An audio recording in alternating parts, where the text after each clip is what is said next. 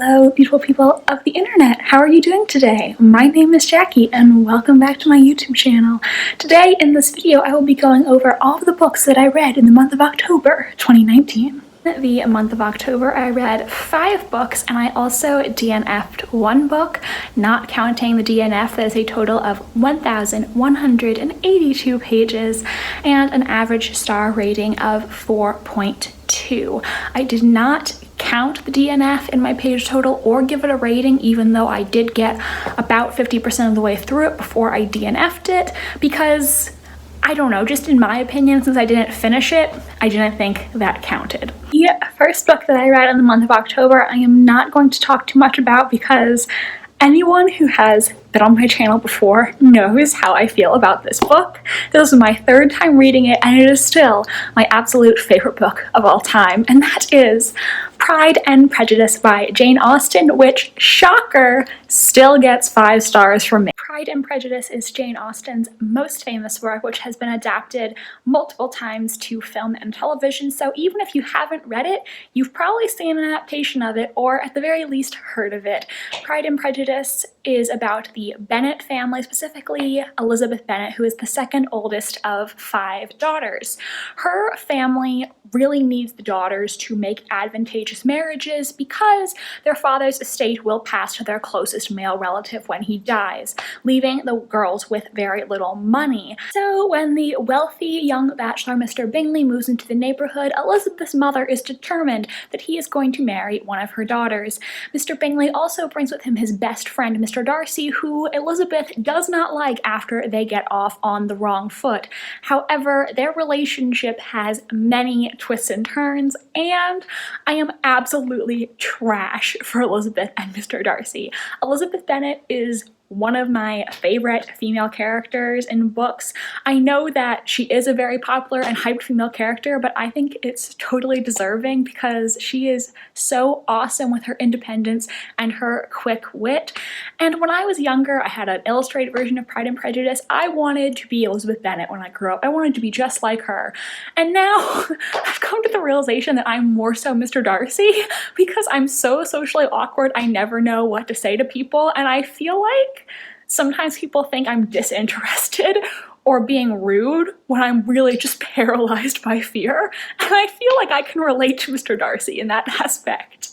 I think Austen's writing is so intelligent. There is so much great snappy dialogue and amazingly written lines, and even though I had read this book twice before, it was just so amazing to experience it all again and to fall deeper in love with Elizabeth and Mr. Darcy. There was one quote that really caught me this time, which I don't think I'd really thought that much about before, so I just had a little fangirl attack all over again, and that was, this is when Elizabeth is in the portrait gallery at Pemberley, and she's looking at a portrait of Mr. Darcy. At last it arrested her, and she beheld a striking resemblance of Mr. Darcy, with such a smile over the face, as she remembered to have sometimes seen when he looked at her. You guys, I'm dead. I love them so much. So yeah, excuse my fangirling. 5 stars, still a favorite. If you haven't read this yet and you have any interest at all, do it. It'll make your life so much better. This book is amazing. The next thing that I read in October was for my Shakespeare class. This month, sorry, I almost said semester, this month, I read 2 Shakespeare comedies. And to be honest, I don't really like comedy in general, and I definitely don't like the Shakespeare comedies as much as I like his dramas. And this first one I had very meh feelings about. That is Measure for Measure. I gave this play 3 stars. I didn't dislike it, but I didn't really like it either. How do I even describe what this play is about? It's a problem play, I would say. And though it is a comedy, it's a very problematic comedy. So, wow, I don't even know how to describe what's going on in here. I need a second. Though Measure for Measure is set in Vienna, what Shakespeare is doing here, quite cleverly actually, is he is trying to make a statement about the Elizabethan society in which he was writing, talking about the corruption and the sexual deviance that was prevalent in society. However, you weren't allowed to depict modern society on the stage at this time, so Shakespeare sets this in Vienna to get around that rule. So there's a lot of stuff going on, but basically the Duke of this city sees that the city is really falling into disarray. So he leaves the city, leaving behind this guy, Antonio, in charge, and he wants to observe Antonio and what he is going to do to see what happens. People think that he's not around. And this play is so problematic. I hate the word problematic, but I always end up using it because I don't know what else to say.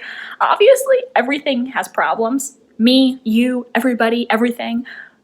But there's so many things in here that I just don't find amusing at all. I find them disturbing. It's not funny. I just realized his name is not even Antonio. It's goddamn Angelo, but he sucks. Who cares if I remember his name or not? He's the worst. That's all you need to know, is he's the worst. Antonio, Angelo, whatever his name is, he sucks. But to explain what I mean when I say that there is some iffy stuff going on in this play, to say the least, there is a character who attempts to blackmail a woman into having sex with him, and there is the bed trick that you see in some Shakespeare comedies in here, which is basically where a woman gets a man to have sex with her by pretending to be another woman and having sex with him in the dark, so he doesn't know who he's actually sleeping with.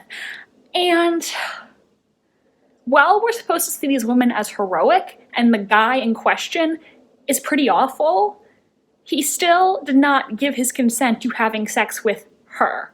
He gave his consent thinking it was somebody else. And even though he's a disgusting human being, he still shouldn't be raped.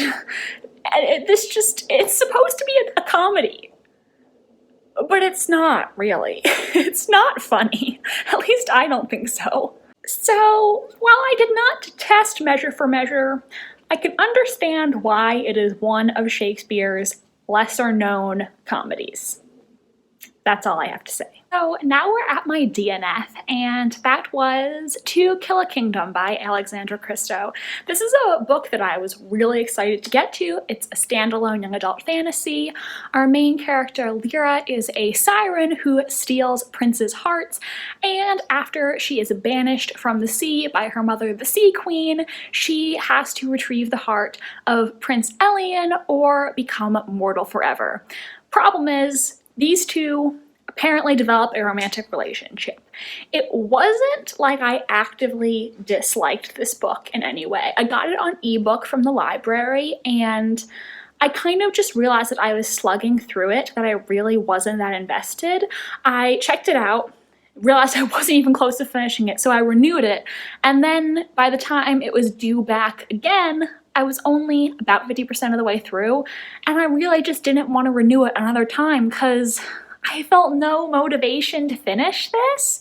It just wasn't doing much for me, so while it wasn't like I disliked it in any way, there was nothing I found particularly offensive about it, I didn't really care about anything that was going on in this book, and I need to be invested in a story. I need to care about the characters or the plot or something in order to continue. My problem was, every time I put this book down, I felt no motivation to pick it back up again, and really I would only keep reading it because I knew it was due back at the library soon and I wanted to finish it.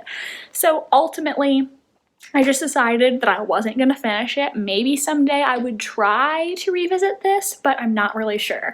One thing I will say that I did really like about this was I liked the banter between the two main characters. I really do love ships who have this playful banter going on. I love good enemies to lovers. I think that's great.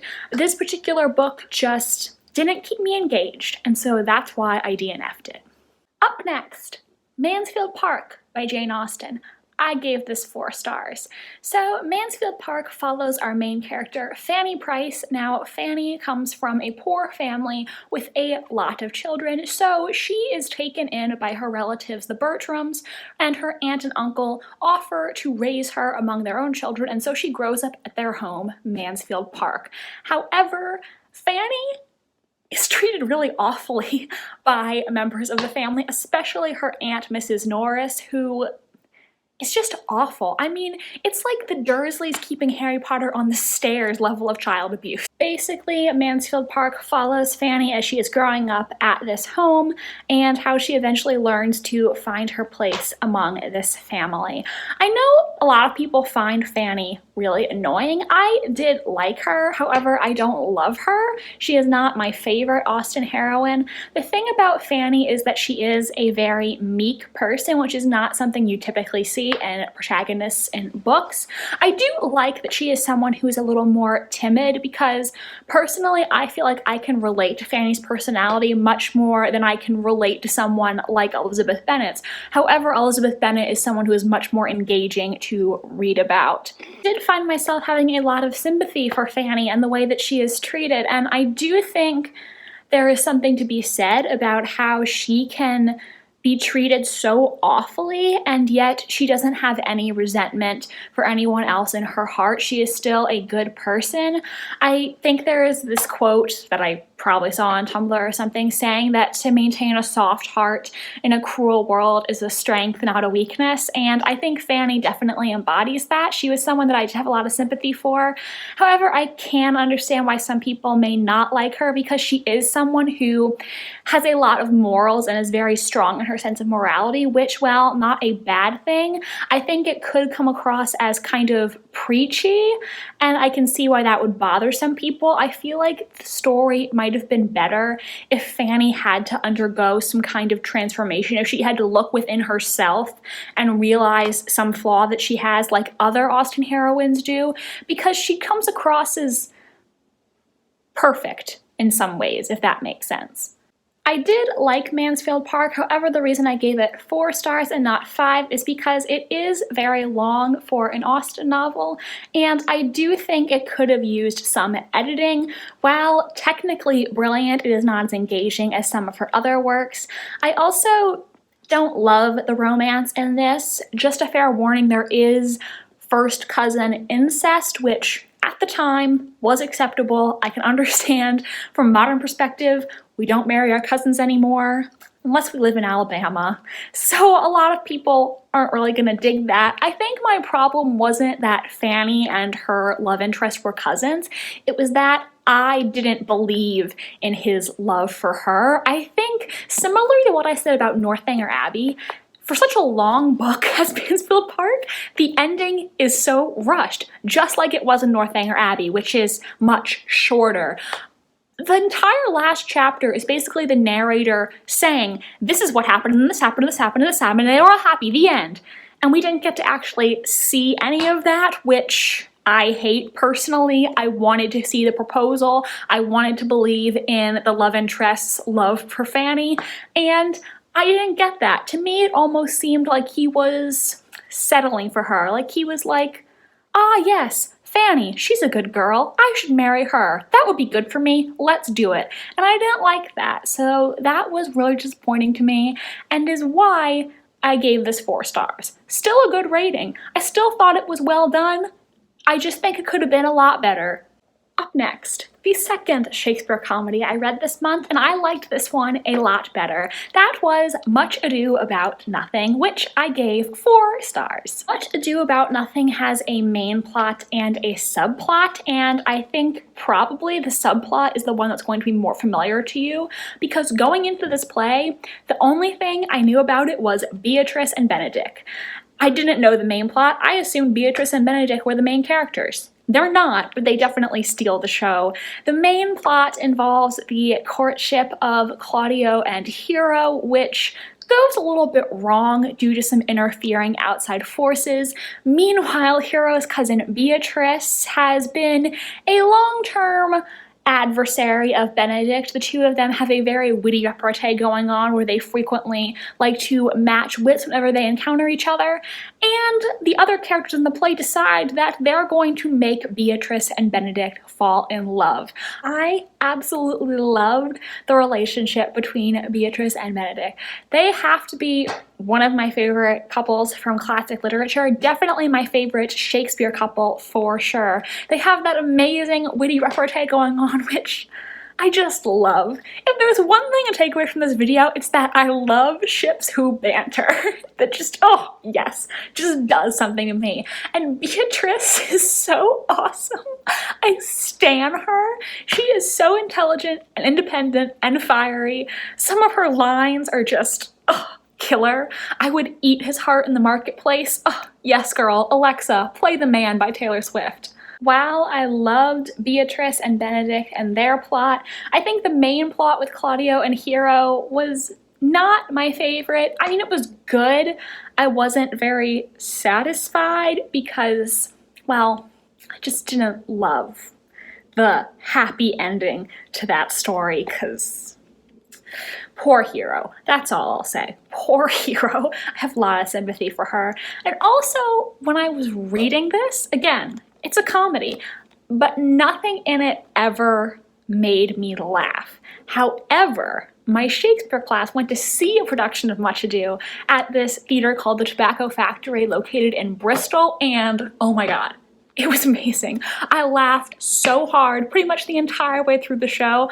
I think Shakespeare's comedies, well, my impression of Shakespeare's comedies based on the one that I've seen performed is that it is so much better if you go watch a show. I know that's not feasible for everyone. I know some people don't have that opportunity, but if you ever do, I would definitely encourage it because I think the experience is so much enhanced when you get to see the staging and the actors and their facial expressions. Oh my god, their facial expressions.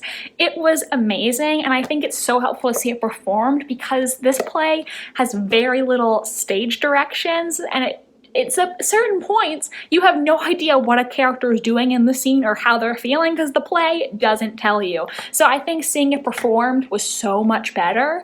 I would give the performance I saw 5 stars. I'd give it 6 stars if I could. It was amazing. Shout out to the talented people at the Tobacco Factory. We actually got to meet some of them after the show, which was great. The guy playing Claudio was so nice. He came up to me and this other girl and was asking us about ourselves and about our lives and how we liked England. Oh, he was so friendly. It was an amazing experience. So the last book that I read in October, I also checked out as an ebook from the library, and that was The Dark Descent of Elizabeth Frankenstein by Kirsten White. I have talked about wanting to read this on my channel lately, and boy, it did not disappoint. This is a retelling of the classic Frankenstein story, but told from the perspective of Elizabeth Lavenza, who was raised by the Frankenstein family and is intended as a potential bride for Victor. She ends up going to find Victor after he has not sent any letters home for a while, and she becomes worried about him. And once Elizabeth finds Victor, she begins to suspect that he has been up to some mischievous experiments. And considering I think everyone knows what it was that Victor did, you can understand why she feels that way. I have seen very mixed reviews for Elizabeth Frankenstein on BookTube. Some people really didn't like it. Some people loved it. And personally, I loved it. I gave it 5 stars. I had so much fun reading this book. Personally, based on what I've seen on BookTube, I think this is a book that you really need to have read the original Frankenstein in order to appreciate everything that it is doing, because I feel like if you don't know the original story, you're not going to get everything out of this that you can. You're not going to see the clever nods to the original story that Kirsten White did. I just personally think that a lot of people I've seen who didn't like this have never read Frankenstein before, and a lot of people who did read it and did love it have read Frankenstein and really liked Frankenstein, myself included. I love Frankenstein, I love Mary Shelley. If you haven't read it, I think it's a great classic, and it's not too hard to read because it's pretty short. It's less than 300 pages, but I'm going on a tangent. Back to Elizabeth Frankenstein. I loved Elizabeth as a main character. In the original story, she is more of a character who's placed on the back burner. We don't get a lot of her thoughts and feelings about things, and she is just a pretty stock female character, someone who's very nice and pretty and unassuming. But in this book, Elizabeth is I don't know how better to describe it than she's a Slytherin queen. She is morally gray, she is ambitious, she does what she wants, and I absolutely loved her. I love a good morally gray female character. That was awesome. I also loved seeing her friendship with Justine, which is hinted at a little bit in the original. We don't get to see much of them together, and Justine is so soft and so pure. Elizabeth and Justine are the epitome of a Slytherin Hufflepuff friendship. They are precious. I also loved the inclusion of the Mary character, who I'm pretty sure wasn't in the original. So I really liked the addition of her. I kind of shipped her with Elizabeth a little bit. Am I the only one who got that lesbian sexual tension? Just me? Anyone? There was also one point where I'm not someone who cries at books or TV shows or movies or anything fictional. I think if I was a more emotional person, I would have cried at one point in this book. There was one thing that happened that as soon as I read it, I was just done. I was done. It was, so emotional. I usually don't cry at fictional things, but that just hit me right in the feels. One thing that I did notice about this book, which I wouldn't say I disliked it, I was just very aware of it, is that the author uses a lot of similes and metaphors, almost to an excess. I think she definitely could cut down on that. His blue eyes were as clear as the lake. Her expression made me feel as fragile as a teacup. He shed his anger like a coat. Some of them were very original similes and metaphors, others were borderline cliche. So I can see why that would bother some people who don't like that kind of writing style. I personally wasn't bothered by it, however, I definitely noticed it. I noticed how many similes this author was using, sometimes in just a couple pages. I also know a common complaint with this book is that a lot of people thought the beginning was boring. I didn't think so at all. I thought the beginning had a lot of suspense and I wanted to keep reading to see what was going to happen next. I devoured the beginning of this book. I just wanted to keep turning the pages. I mean, not literally turning the pages because I was reading an ebook. I kept wanting to click on my phone screen to get to the next page. So guys, that is everything that I read in the month of October 2019. What did you read this month? Did you read any of the books that I did? Have you read them in the past? Did you like them? Dislike them? Do you agree with me? Disagree? Let me know in the comments. Thank you so much for watching this video. If you enjoyed, please give it a like and subscribe to my channel if you want to see more from me. I try to post new videos every single Wednesday, so keep an eye out. If you want to follow my social media, the links are down below. You can be my friend on Goodreads, follow me on Instagram, or follow me on Tumblr. Thank you so much for watching this video, guys, and I hope you have a sensational rest of your day. Bye, and I'll see you in the next video.